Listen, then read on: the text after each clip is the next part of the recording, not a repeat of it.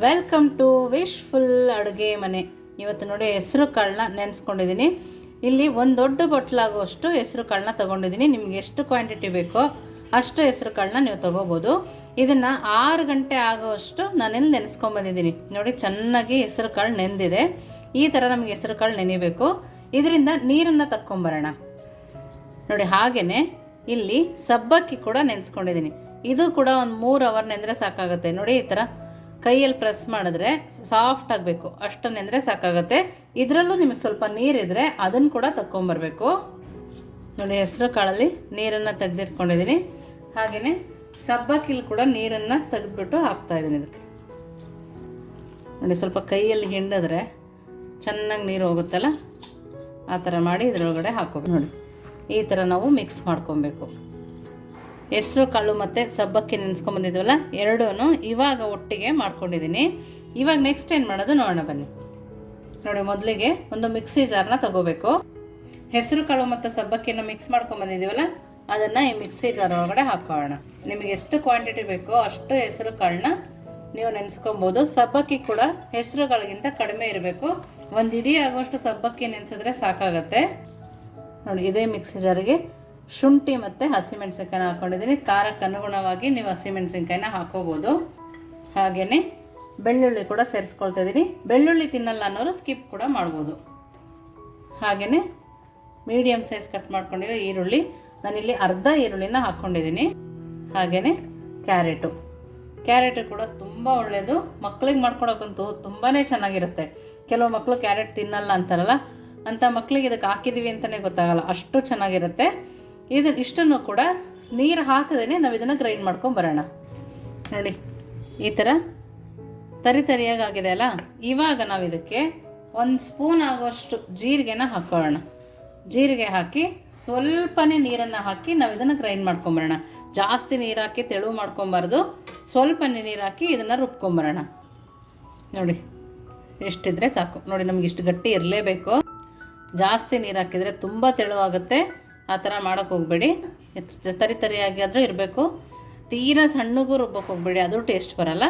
ನೋಡ್ತಾ ಇದ್ರಲ್ಲ, ಈ ಹದದಲ್ಲೇ ಇರಬೇಕು. ನೋಡಿ ನೆಕ್ಸ್ಟ್ ಇವಾಗ ಇದನ್ನು ಪಕ್ಕಕ್ಕೆ ಇಟ್ಟು ನೆಕ್ಸ್ಟ್ ಏನು ಮಾಡೋದು ನೋಡೋಣ ಬನ್ನಿ. ನಾನು ರುಬ್ಕೊಂಬಂದಿದ್ದೀನಲ್ಲ, ಆ ಪೇಸ್ಟನ್ನು ಹಾಕ್ಕೊಳ್ಳೋಣ. ಈ ಪೇಸ್ಟನ್ನ ಫ್ರಿಜ್ಜಲ್ಲಿ ಇಟ್ಕೊಂಡು ಸಂಜೆ ಮಕ್ಕಳು ಬಂದಾಗ ಕೂಡ ಮಾಡಿಕೊಡ್ಬೋದು. ಎಲ್ಲದನ್ನು ಒಂದೇ ಸರಿ ಹಾಕಿ ಮಾಡಿಕೊಡ್ಬೇಕು ಅಂತೇನಿಲ್ಲ.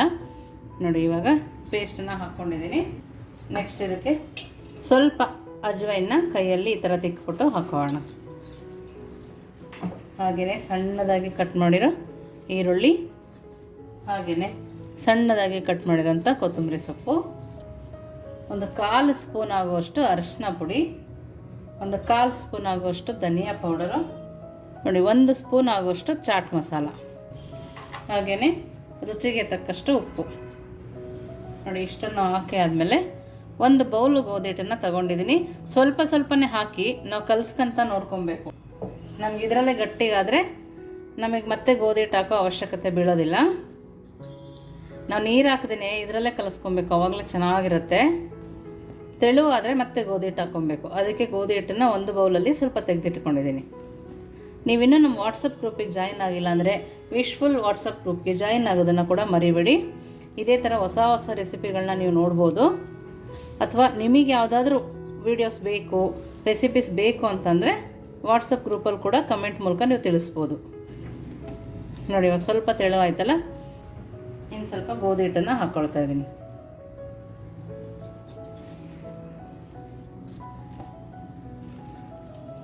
ನೀವು ಮಾಮೂಲು ಚಪಾತಿ ಹಿಟ್ಟೆಲ್ಲ ಯಾವ ಥರ ಕಲಿಸ್ಕೊಳ್ತೀರೋ ಅದೇ ಥರ ಕಲಿಸ್ಕೊಬೋದು. ಲಂಚ್ ಬಾಕ್ಸಿಗೆ ಏನು ಮಾಡೋದು ಅಂತಿದ್ರೆ ಕೆಲವು ಮಕ್ಕಳು ಹೆಸರು ಕಾಳು ಪಲ್ಯ ಕೊಟ್ಟರು ತಿನ್ನೋದಿಲ್ಲ.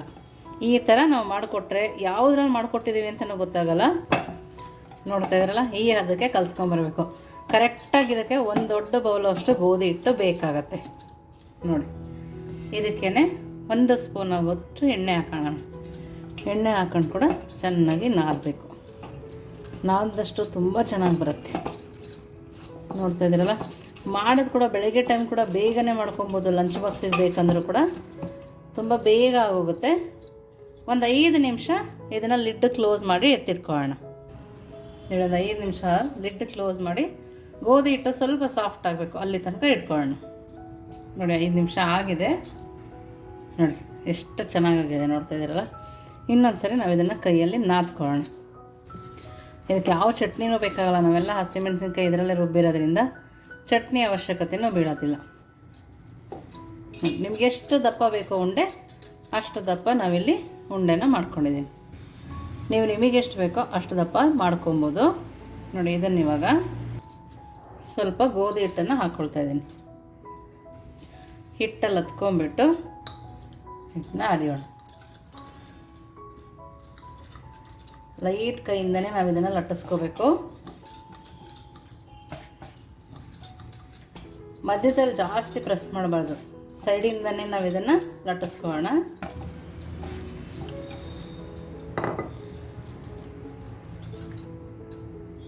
ನೋಡ್ತಾ ಇದ್ದೀರಾ, ಈ ಸೈಜಲ್ಲಿ ನಾವು ಲಟ್ಟಿಸ್ಕೊಂಡಿದ್ದೀವಿ.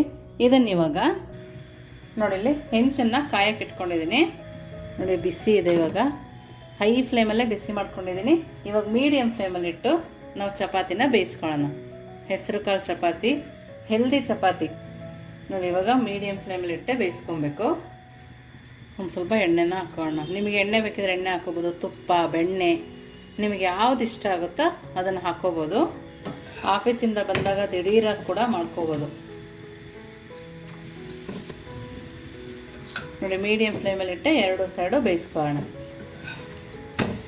ನೋಡಿ 2 ಸೈಡು ನೀಟಾಗಿ ಬೆಂದಿದೆ. ಇದನ್ನು ತೆಗೆದಿಟ್ಕೊಂಡು ಇನ್ನೊಂದು ಕೂಡ ಬೇಯಿಸ್ಕೊಳ್ಳೋಣ.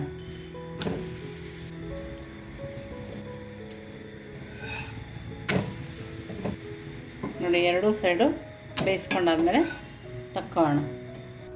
ನೋಡಿ ಸಿಂಪಲ್ಲಾಗಿ ಹೆಸರು ಕಾಳು ಪರಾಟ ಎಷ್ಟು ಚೆನ್ನಾಗಿದೆ ನೋಡಿ.